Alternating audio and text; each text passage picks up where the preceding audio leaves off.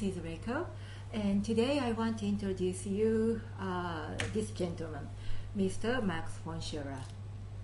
So Max, can I call you Max? Max is fine. Okay, so call me Reiko. Mm-hmm. All right. So I heard that you are working in U.S. Navy as an intelligent. Well, that was a long time ago. I was a Marine, Mm-hmm. and the Marine Corps does not have a political section. Mm-hmm. So I got involved working in politics. What happened was I was recruited by the United States Communist Party to be a spy. And I was working at headquarters office at Marine Corps Station, Air Station Iwakuni. That's in Right. Japan, just west of Hiroshima. When was that? That was 1975. Oh, I see. Okay. The Vietnam War was just ending. Mm-hmm. America was no longer in Vietnam. Mm-hmm. And It was long before I born in this world. this was, at that time, the United States Communist Party sent spies in Japan. Mm-hmm. And they had stations outside every base. Really? Yes.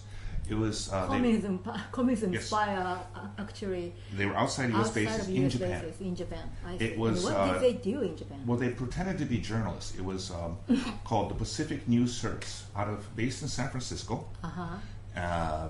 created by left-wing lawyers as an anti-war organization. Mm-hmm. But they're actually communist agents. I see. The first time they had a house outside my base in Iwakuni. In the house, they had 3 pictures on the wall. There was Marx, Lenin, and Mao. I see. Okay. Well, it was pretty obvious. And their goals were to try to find nuclear weapons on the United States base. Really? That's one. Second goal is to help U.S. military people desert, to escape from Japan through Russia into Sweden. I see. Okay. And also then general espionage. I see. And I was a clerk in the headquarters office, so I didn't have secret information, but I had interesting information. I see. And they came to me for help. They came to me because I was learning Japanese, and they knew I'd have trouble in the Marine Corps if I spoke Japanese. This is true. This is true. So they came to me. And the next day I went to my captain, not lieutenant, captain. And I said, these people are asking me at the office. He took me to the Naval Intelligence Office, and then I became a Naval Intelligence agent. Correctly operative is the word. Agent is a person directly working in the Naval Intelligence. I was operative. Well, I was a counter spy, undercover.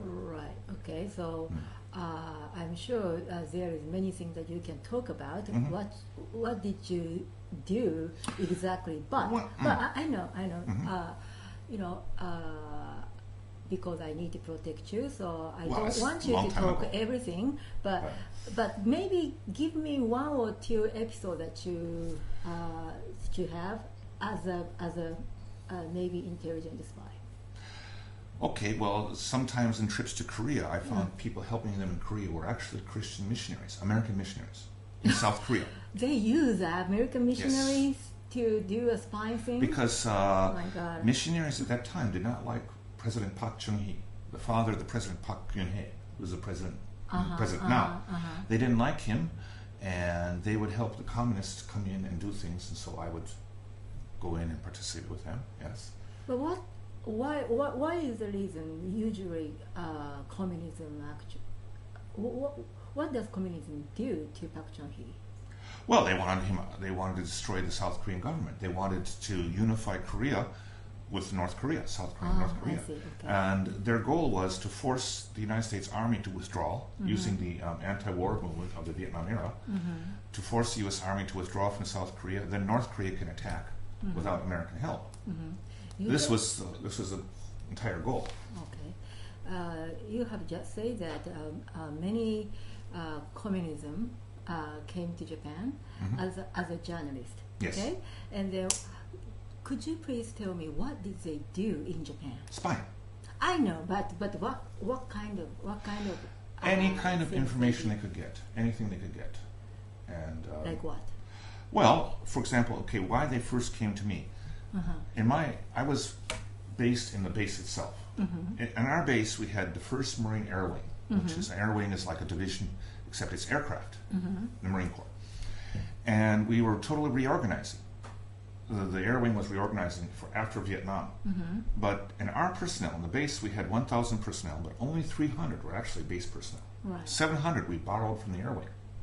So all these people transferring from this squadron to that squadron went through my hands. And they wanted to know, how is this person's job description? How has it changed? What unit he goes from this unit to that unit? And this gives them an idea of future U.S. military strategy. I see. And of course, that's what they asked for. And with that episode, I went to my naval intelligence superiors. I said, okay, they asked for this, and they said, okay, that's all okay. Oh, this, no, that can't go. But this you can give them. Okay. So, And I would give them real information, of course. Then they think I'm really working for them. But a few very vital things the U.S. held back. I see. Okay. And then in those days, as a spy, what did you do actually in Japan? Well, apart from what you just told me. Well, of course, I had my normal job as a Marine, and I was an office clerk. I had to do that. And as a spy, of course, I was basically with them, around them. You call yourself a journalist at that time? No. No. I call myself a Marine. I know many journalists who are actually working in the war zone right now, but they are pretty much, they are usually stay with intelligence people. So, Yes. And some of them are very close to Red Cross or UN Army, but I don't know why, but the journalists stay together. The journalists I know stay together with the intelligence people in war zone. So that's the reason why from the eyes of Russia, the American journalists mean the CIA.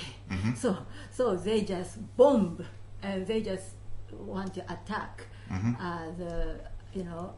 even the American press and their office as well. And that's what they do.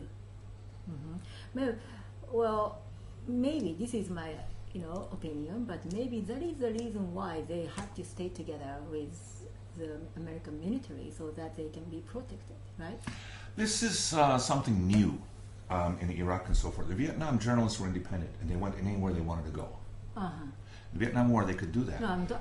But now... The story I was talking about just now, I talk about, is in what's happening in Syria right now. Right, and well, of course, I'm not so up on Syria, but in Iraq, recently Iraq and so forth, in Afghanistan, you cannot go out by yourself. No. In Vietnam, you could. Yeah? Vietnam, oh yeah, journalists went anywhere in Vietnam. Oh, I didn't. Also Cambodia, but Cambodia was different than Vietnam. If you went on the other side, on the red side, they killed you. No question. Oh my God. The Vietnamese, no, not really. The Vietnamese communists were different. Well, some of the journalists in Syria told me that there is a specific place that they can only go, and they need permission to go out. Right. So they need to stay together, and they stay together with whether American military or UN military. Right. And then they can't. It's just not safe. Yeah, and they can't go anywhere, even though Russian bombing is very close and attacked them, but they can't run away from the country, the country of Syria, or they have to be in a war zone until their duty is expired. It's just like a hell. Well, yeah, it's hell. Because they need to go around, they need to run away from Russia's bombing, but they can't go anywhere outside the war zone. So it's just like a survival game, isn't it? Yes. So I had it pretty easy. Yes. Okay. So Max, thank you very much. So next, I want to ask him about his career as a writer, and also what kind of book he wrote recently. Okay, well. Thank you very much.